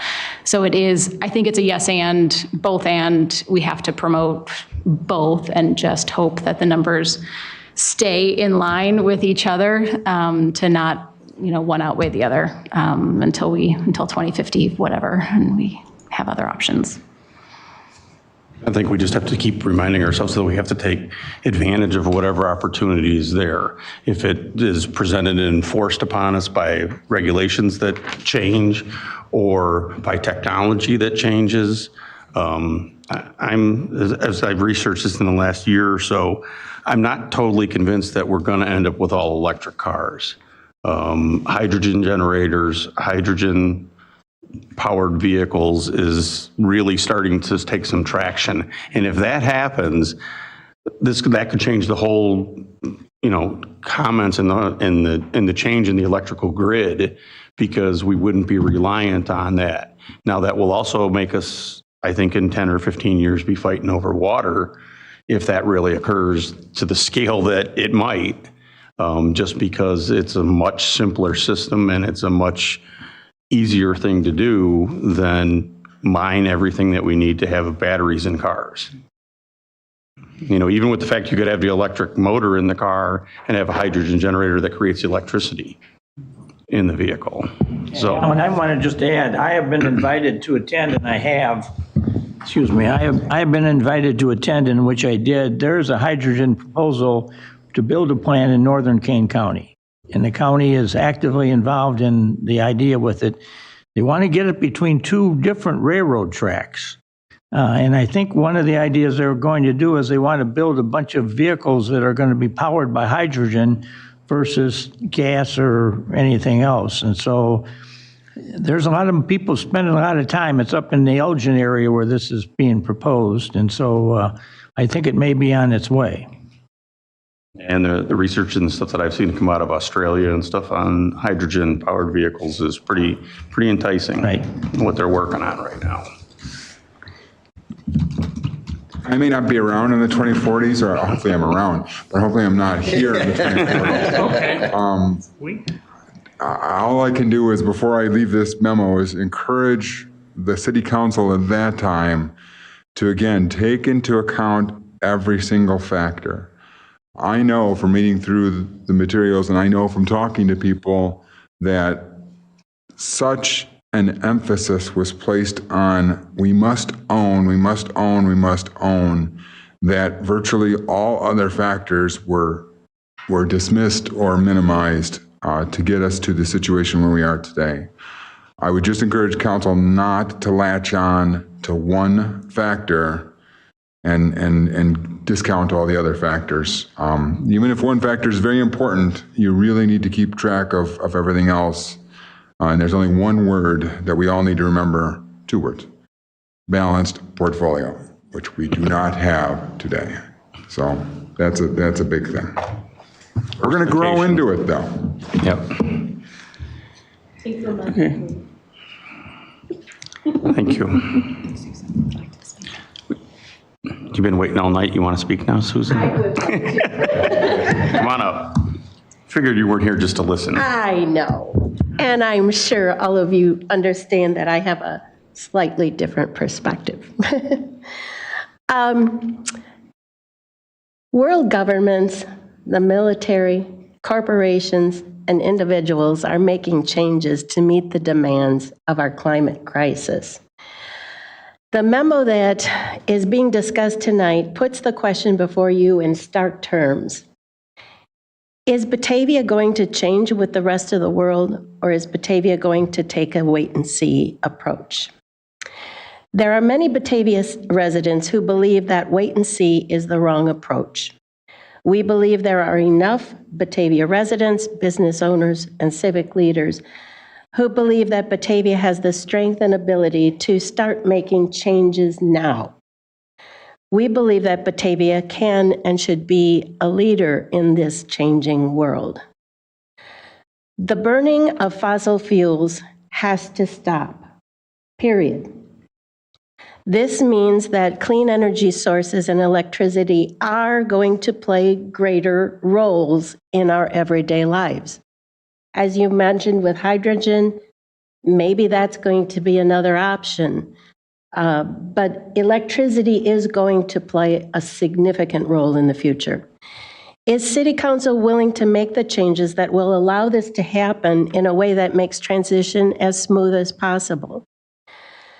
The memo presented to you tonight explicitly states that if each Batavia home almost doubled its load, the city would need to double its number of transformers and associated wire and conduit. It's a fact. Every home in Batavia will be increasing its electric load in the future. It is our duty, or it is your duty as our representatives to direct city staff to make plans for more transformers, wire, and conduit now, and start installing those transformers, wire, and conduit before the inevitable demand is made on the city's electric system. The memo also documents the costs that homeowners will incur as they move toward electrification, but it completely ignores the thousands of dollars in rebates and tax credits that are available right now and in the future under the Inflation Reduction Act. How can Batavia help its homeowners access these dollars as they electrify their homes? Are there other incentives, programs, and rebates that Batavia can offer to enhance these IRA benefits and make electrification even more widely available to Batavia residents? What can City Council do to help Batavians understand that the investments they make in electrification will actually have long-term health and financial benefits? With regard to electrifying new construction through the modification of building codes and development codes, the memo is filled with innuendo and speculation. Where is the data that shows that cities that have adopted new codes to promote electrification have become less competitive? Where is the data that shows the effect of electrification on the cost of that new home or the rent for that new apartment? Where is the data that proves that renters and homeowners will refuse to pay higher rent or home prices for electrification? Why are consumers currently buying heat pumps and electric cars even though they are more expensive? Finally, the memo states that Batavia already has times when it consumes more electricity than it purchases through NIMPA. As climate change increases its foothold in our lives, won't we be using more electricity to cool our buildings? Not less. This fact and the move to electrification present opportunities for Batavia to purchase electricity from clean energy sources to supplement the supply from NIMPA. Doesn't it make sense to make plans now for the purchase of this clean energy rather than waiting until the last moment when choices might be limited? I believe this memo proves one thing, that city staff is not seeking ways to make electrification work. Batavia needs an evaluation of its electric system and future energy sources by an unbiased, independent expert. This evaluation confirm what is working in the system, provide directions on how and when changes to infrastructure and energy sources should be implemented, and how costs for these changes can be managed. An unbiased, independent expert can see opportunities where they are currently being overlooked. Evaluation by an expert needs to be done now. Batavia cannot wait until it is too late and opportunities are lost to inactivity and the fear of change. And I want to just make one mention with regard to the capstone program. My son was a UIC capstone scholar. That is an undergraduate program or a graduate program. All right. They are students who do not have experience generally in the work world. It is not a substitute for a comprehensive expert plan. Somebody with years of experience and with a breadth of knowledge that this city needs in terms of structure, infrastructure, energy sources, the whole shebang. And while it's a laudable program, and it certainly helps those students become better employees for somebody somewhere, it is not the answer to all of your planning problems, I don't believe. So I wanted to just convey that as well. Thank you very much. Thank you. I just kind of a response. I think that you're stating what we would like to do, maybe in a little bit different way or a different time frame. And I think from our standpoint, or at least my standpoint on this, being the only one that's still here from when we got into Prairie State, I think that we have to keep an open mind, and we have to keep, I'll say, moving forward, and we know the eventuality of where we think we're going. And I really believe that anything that's out there that we can take advantage of to move us in that direction, or to get us to the point where we think we're doing a better job of moving forward and away from fossil fuels, is a good thing for the city. And, you know, I really have to say I appreciate what you've done and the things that you've brought to the council or brought to the public. And I think that there are, especially as we move forward in this, I think there's going to be more people involved from everywhere within the city, whether it's an industrial user, or whether it's, you know, the first-time homeowner or whatever. I think we're going to see a lot more interest in that as the world evolves in this, and whatever we end up with for generation, electrification, however we move forward, it's gonna take a lot more resources than what we've put into it over the past decade or two. So, you know, it will definitely be a different world in 20 or 30 years. So, you know, I mention all the time that I think we'll be fighting over water more than we'll be fighting over anything else, because I think that's going to be the one commodity that we don't have 10 different ways to generate it. You know, there's a couple ways to get it and a couple ways to distribute it, and that's about it. And, you know, even just the simple thing of, I think of how many millions or trillions of gallons of water go out every year in a plastic bottle. You know, and the reality of that is what we've demanded to be able to have portability, so that we can get our Gatorade, or we could get Pepsi, or we can have water, whatever it is. That's what the public's demanded. And, you know, we put ourselves in the situation that we're in, and now we have to figure out how we move forward and, if we can, stay ahead of it. So I think it's important, and I think it's important that we do have people from the public that want to be involved in this.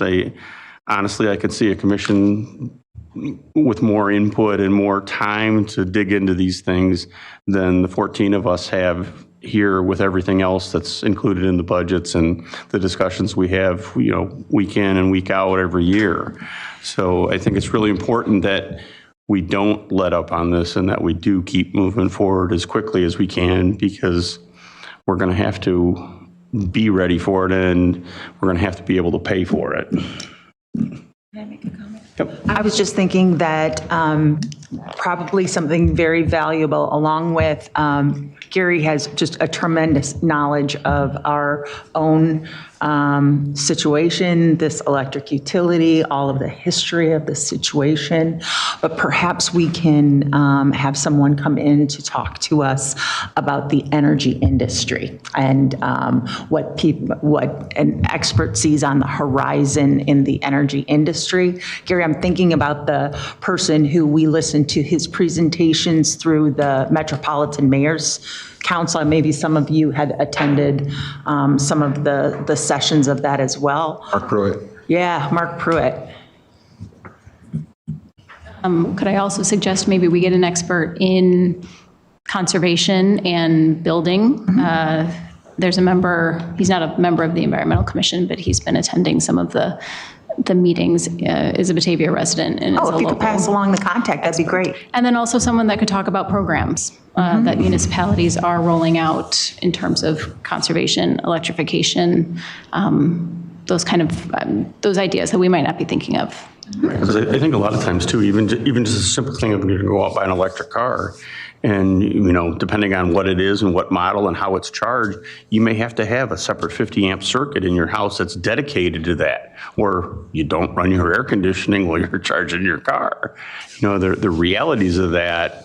I don't think the general public has that knowledge, and it would be something good that, as we move towards that stuff, we have a way to inform the public, hey, this is what it's going to take.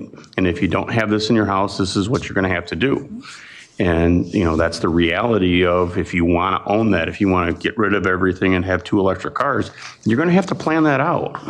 If you don't want to put an electric charger in your home or you're procrastinating on it, then you just run for city council and you plug in right outside once a week, like I have been doing the past month. Or you put solar panels on your house and you use that circuit, part of that circuit to charge your car with. Just to clarify though, Councilwoman Beck is paying for that electric car. It is not free. Yeah. No, and it is expensive. Can I tell you? Yeah. Show you my app. In the specific context of programs, we've always said, staff has always said that we don't have the horsepower in-house or the expertise in-house to run any type of program. So that has always been contemplated to be a third-party effort, that the city would have a broad picture, but all the expertise and all the administration is going to have to be an outside person. We've always said that from the beginning. And even just to be able to provide the links that are out there for federal programs. Or the state ones. Literally takes one person to do that. I'm on the board. We've done zero research, but maybe Abby can help. There's got to be tons of people out there who do that for a living. Right. And have been doing that for a living for decades, because those programs aren't new. So it's just a matter of the city getting that together and being able to get that information out there to people, because that is something. I mean, we've never contemplated doing that in-house. The study that's part of our strategic plan, or at least represented in our strategic plan, which hasn't been budgeted for, but that'll be one of the things that. Go ahead, Max. Yeah, I wanted to provide a little bit more background on how the UIC capstone combined with the grant and the strategic plan infrastructure study all are designed to work together. The capstone is not designed to be the full study. It's designed to do a lot of the early work, reviewing the power purchase agreement, reviewing our infrastructure, reviewing outages, coming up with some baseline data. And then we are going to apply for a grant through the Illinois Municipal Utility Association. One of the things they have, so it's $40 million, 48% match from the locality. So it would fund a significant portion of what we're hoping to do, with obviously an outside external consultant for the whole study that's much more official.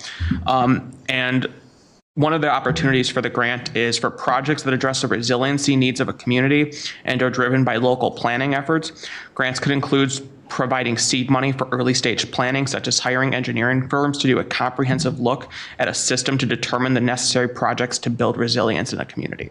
So that's how the UIC capstone is designed to do the front work. It's free.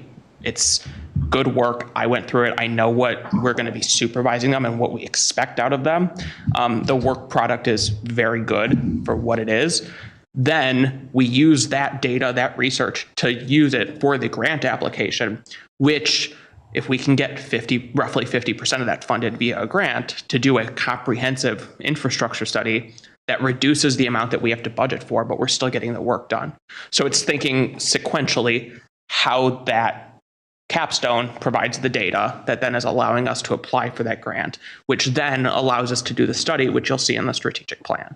So all those things are working together to get at the exact things you want, these long-term plans for our grid, for programs.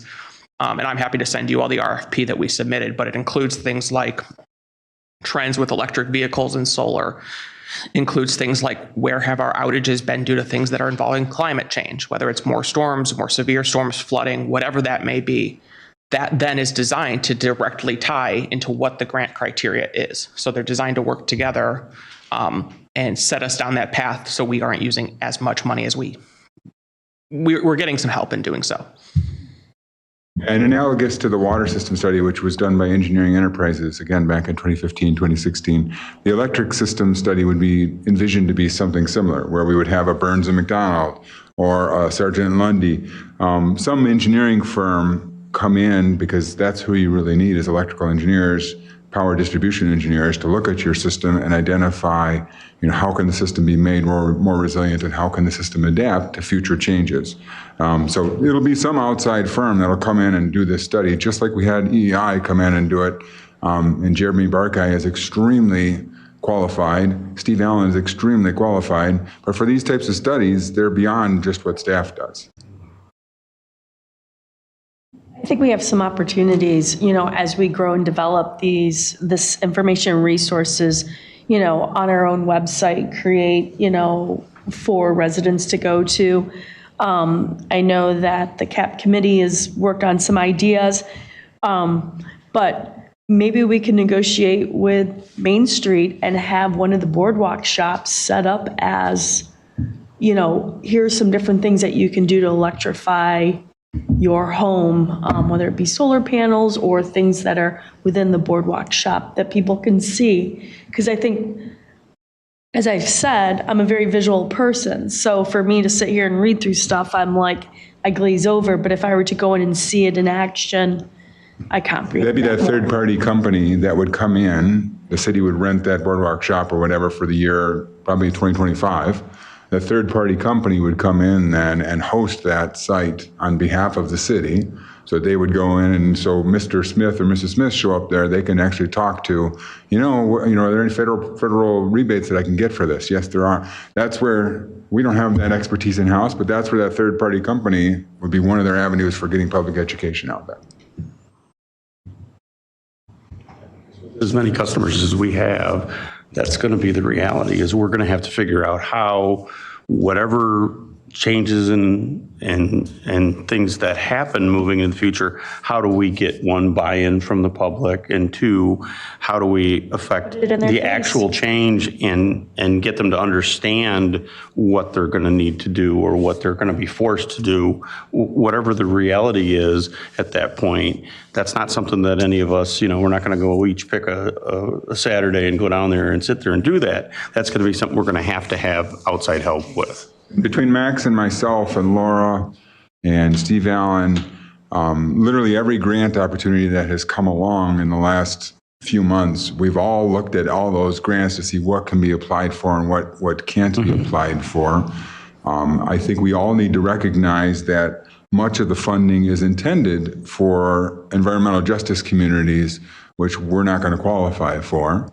And rightly so. I mean, there's communities who've been neglected in this country for decades. So a lot of the money is being directed towards those communities, which is great. But they're just because we may not qualify for some grants doesn't mean we won't qualify for others, like the one Max was just talking about. And so we are constantly watching for grant funds that we might qualify for.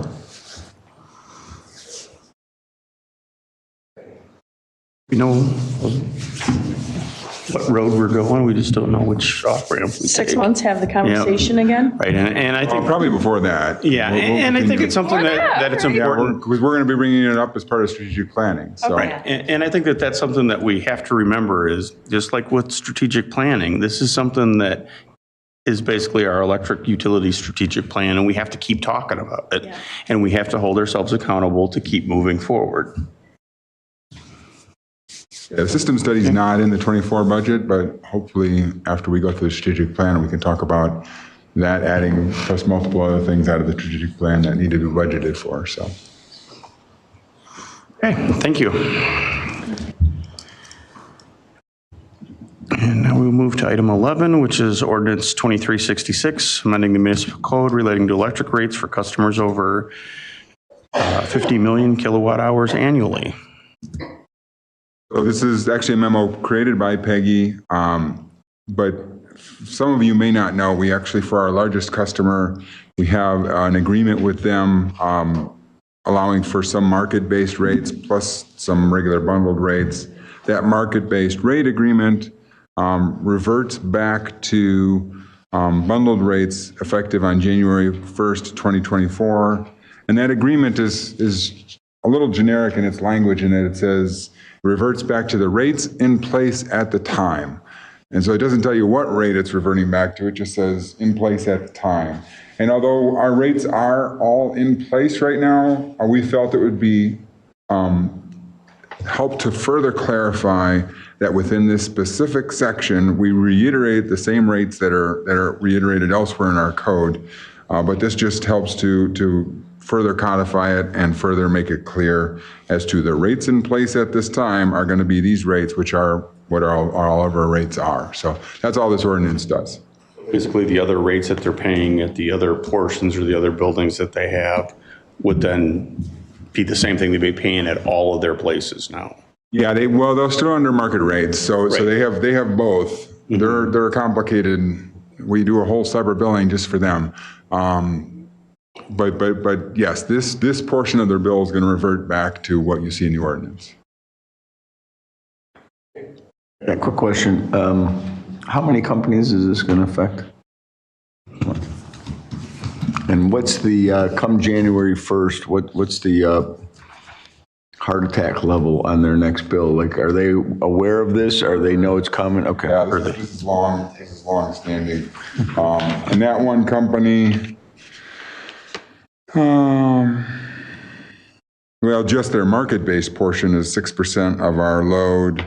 They actually have the large general service over 50 million, which is another 13% of our load, 14. So all told, that one company is about 20%, 21% of our load. Can't believe it's been 10 years already. Yeah. And I can tell you, I can't run in, or I don't ever have an experience with this company, if the president's there specifically, that he doesn't remind me of this deal with the city. They're well aware of it. Yeah. Well, and you think of, they also have, I don't know how many hundreds of thousands of square feet that they have in West Chicago. Warehouse space. Literally across the street. Yeah. And, we'll see what happens with them when they start paying the ComEd rates as those go up. Because do we think that that's going to be eclipsing our rate prices? Solar. Their claim, I think their they're claim is solar. solar, that whole campus Yeah. is That solar. whole campus on the DuPage County side is solar? Yep. Okay. Yeah, we got solar on the roof out there. Right, I know that they do, but I didn't know that entire one was. I thought they also had it in the grid. They have a big sign out there. That it's off grid. But that's more distribution, I think it's not. I think that's distribution, yeah. Yeah. Yeah, they have a megawatt of solar on their roof in Batavia. Okay.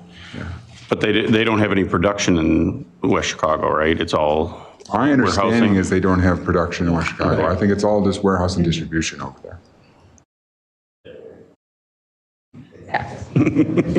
Yeah. What? Okay, so if we have no other questions, I will make the motion that we recommend to council ordinance 2366, amending the municipal code relating to electric rates for customers over 50 million kilowatt hours annually. Second. Motion by Wolf, second by Cerrone. All those in favor? Aye. Opposed? Aye.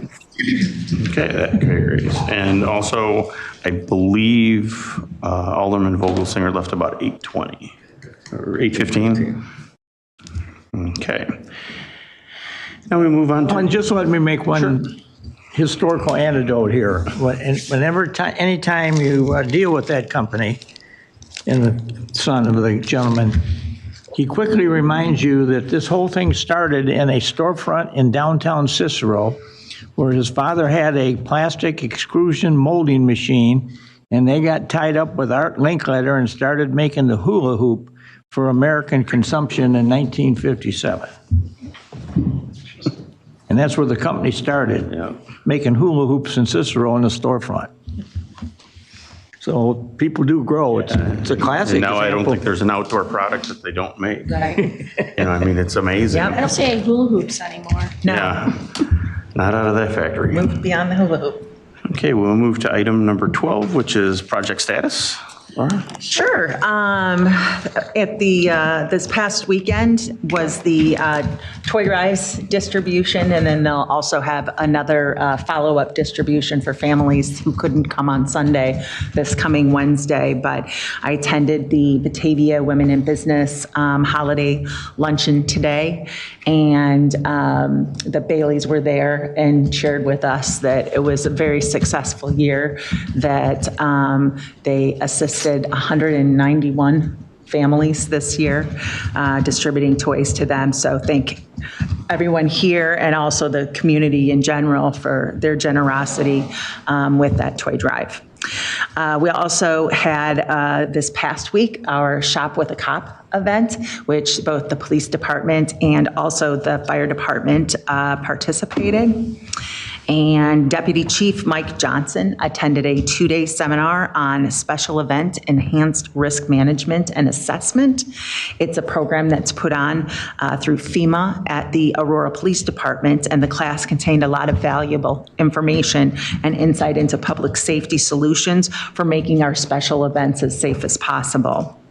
And then in Public Works, I just wanted to share with you some new technology that we're using this year to monitor weather and the pavement conditions. We've installed some cameras in different points throughout the city, and they allow supervisors to visually monitor the condition of our roadways. And the sensors provide data such as pavement surface temperature, subsurface temperature, and ice and snow coverage. And it works in conjunction with a new weather monitoring system, forecasting system that we have. So hopefully that will allow us to be more proactive. And I think the streets department already does a fabulous job of keeping our streets clear, but this allows them to be even more proactive. And then in IT hosted a training event for Cognos.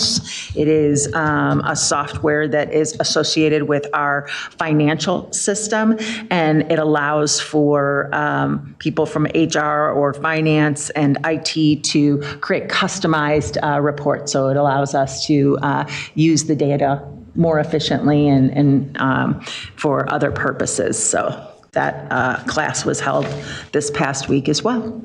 And that's all I have, unless anybody has any questions for me. Yes. Just kind of a status, what's the schedule moving forward with the permitting process, consultant and review? It's underway. So the consultant has been hired, and they're having meetings with folks. I know that over the past 2 weeks, they've had meetings with several internal employees that are part of the process. So for instance, Gary, I think they talked to the engineers, is that correct? Yeah. So they'll reach out to external folks as well, and I think a number of you will be contacted for interviews. Yeah, I just wasn't sure what, they foresee doing interviews for 2 more months, 2 more weeks, 2 more days, or, what the time frame is of when things will progress. I can ask Scott that question tomorrow, and then I'll provide you with an answer on that. I'm not quite sure about what the timeline is for the different phases of the project. Thank you. It was an interesting interview. Good, yeah. I think it has been very beneficial that one of the individuals working on the project actually held a temporary position within the department. And so she's quite knowledgeable about what the process is. Can I add one more thing about, since Alderman Cerrone just asked a question? We have been asked several times here in the last few days by people calling up or coming into the desk, and then I generally get the call. People want to know, where is Batavia's most colorful Christmas display? And I guess I have perused the town, and I guess I would tell you that it's probably down in your neighborhood at the corner of Verdant Road and Ekman Drive. And it's been there before, but not to the degree that we've taken it to this year. I don't know what that guy's electric bill must be. All LEDs. That's probably LEDs. Yeah. It's probably a lot less than it was 5 years ago. Yeah, it probably is, but it's quite a show, so I'd encourage you all to take a ride down there and take a look at it. It's just down the street from the junior high, about 6 blocks or so on the west side of the street on the corner at Ekman and Redan. Can't miss it once you get there. And I know that saw it over the weekend. It's a good it's one of them house that's on one of the news channels in town in Chicago that they're one of the, I don't know, 5 locations or whatever that they're in a contest for, best decorations. So Yeah, it's the Christmas Light Fight, I Yeah. think the show is called. yeah, it's funny because I think of the one that Larson's had up on, was at their house, and they literally recreated the house and put it over at Gobert's on the farm there. So there's this, looks like the back of a movie set when you drive by it with no lights on. Wow. And then to see it at night, it's insane. I know they ran special electric out into the middle of the field for that and to be able to set that up and run it, but it's pretty amazing. What's it cost to get in, $20? I think it's 20 It was now. 20, I know, when it was out there on Beath Road. I Yeah. don't know if they've increased the cost or not. I'm sure the Kane County Police Department and everything is happy with that. Our Sheriff's Department is happy with that being Here's the gone. mayor of Campton Hills go Yeah. on about that whole situation. Yeah. Well, I think they settled all their lawsuits. Okay, we are now going to go into executive session for litigation. I don't think we'll have any action afterwards, so we don't have to have the TV or recording after that.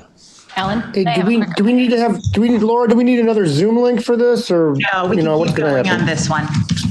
All right, awesome. Let's keep you guys there. Okay, so if I can have a motion to go into executive session for litigation. So moved.